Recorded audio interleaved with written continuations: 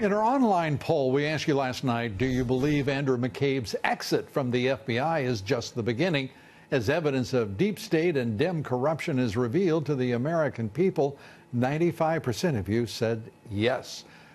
Back with me, Charlie Hurt and Ed Rollins. And how are you? I'm doing super. Let me just turn to the State of the Union. I have to tell everybody, Congressman Paul Gosar has recommended to the Attorney General and to the Capitol Police that they arrest, Charlie, any illegal immigrants brought into the State of the Union by Democrats or whomever.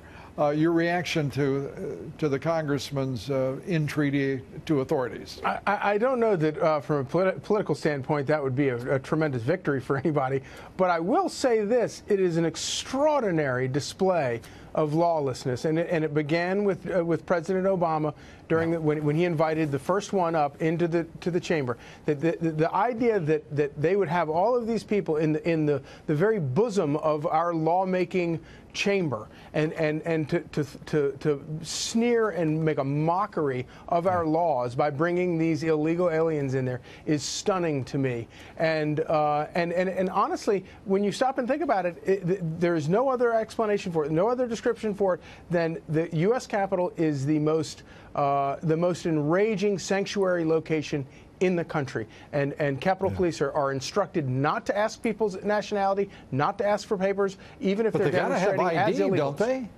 No, they don't have to. It's their policy to look the other way. They are no more helpful in terms of enforcing the federal immigration laws than the police in San Francisco or Chicago. And you mean to tell me that illegal immigrants can go through security without ID? Yep. I mean, that's stunning. Well, these are the most coveted seats in America for this speech tonight, and the fact that Americans who live here and work hard and do things every day to benefit the country can't get in, and yet people who are getting in, I think it just shows the total disregard that the Democrats have for the working people of this country. And I think to a certain extent it's always about the other side and not our side. And I think the reality here is that there's going to be a lot of outrage over this across the country. And outrage, amongst the outrages, it seems to me, and prominent, is, Charlie, they still don't have a budget, and this Congress is controlled, this Senate is controlled. And by the way, it's not an abstraction. For our military, there's a $718 billion budget waiting for fiscal 19. But it's it's a reach because they can't do anything this year because they don't have a budget, and so they're stuck at previous spending levels. Right. And remember this about all these illegals in the chamber tonight. You know, maybe the law here is cruel. Maybe there are a lot of good, sad sob stories about kids that were brought here illegally, and I agree that there are definitely some sympathetic stories there. Well, you know what? Change the law. You're lawmakers. That's what you're here for. Don't celebrate. Now you're getting carried away, Charlie. Now you want congressmen to actually work. Yeah, exactly. Well, the truth of the matter is they have tried and failed, Charlie, and as you know, this is not a brand new idea. So the reality is they can't get the votes and they can't get it done. So but all of a sudden the president's the bad guy because he wants to enforce the law. Yeah.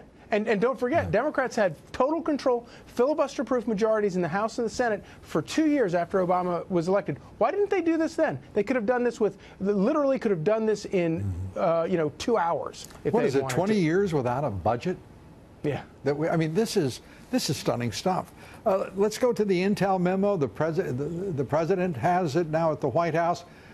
Sarah Sanders telling us, the press secretary for the president, telling everybody that despite some reports, the president hasn't even read the memo yet, hasn't been counseled on the memo. Do you think he's going to release it, Charlie? I think he will. There's the fact that he's made every indication up to now that he is in favor of transparency when it comes to this, and I just don't see how he does anything other than make sure that it gets released. He needs to do it Thursday. Don't step on his own story tomorrow on the State of the Union speech. Do it Thursday and let it run the weekend. Well, doesn't that depend on the reaction to his address tonight, Ed? I mean, if it's not great, it'd be and a you great release time it first thing in the morning.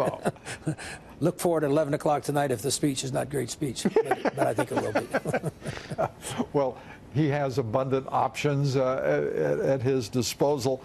I have to say that I think that The House Intelligence Committee, we can't say enough good things about Devin Nunes, the chairman, and the Republicans who have worked so hard to get that memorandum out of Intel. And I don't think we can criticize the Democrats too harshly for all of whom voted against letting the American people see it. That speaks volumes, as if we needed those volumes spoken. Charlie, Ed, thank you both.